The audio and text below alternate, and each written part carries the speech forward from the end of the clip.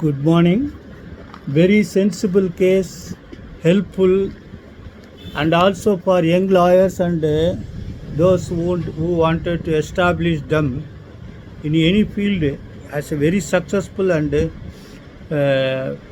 knowledgeable advocate. The judgment deals with how complaint was maintainable when some company seems to have purchased the vehicle for the purpose of their managing director.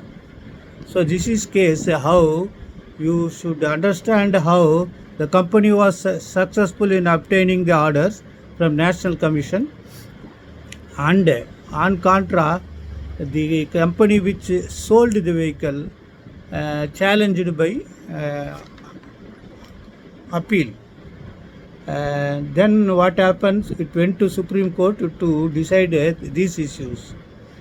And if you go through the entirety of judgment, you can understand how the complaint should be drafted before consumer forum and to how argument must be there.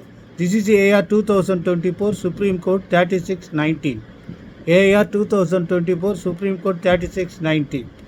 Dalmere Crystal India Private Limited versus Controller and Switchgear Company Limited and another with Mercedes-Benz India Private Limited. What had happened? The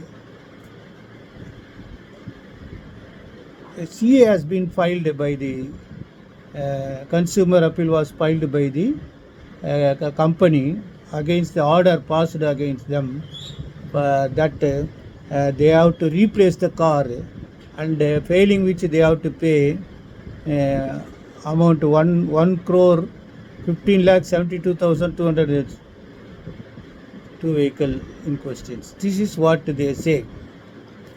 I will just read the ratio to understand the case law, and it is your duty to go through the entirety of the judgment and equip yourself for drafting as well as argument. Number one, they say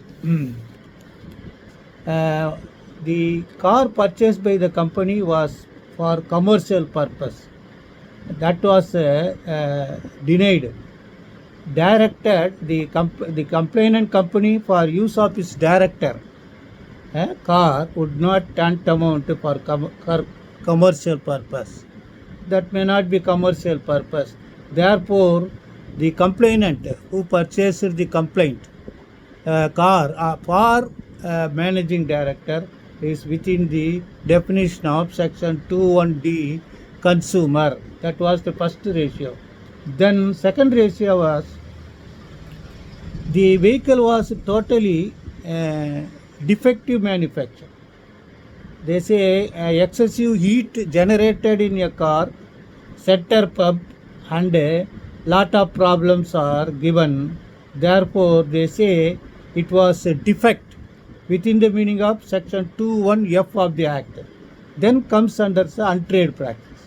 Untrade practice is when the managing director was driving the vehicle, was traveling the vehicle along with the driver, the airbag was not opened. Therefore, he sustained grievous injuries.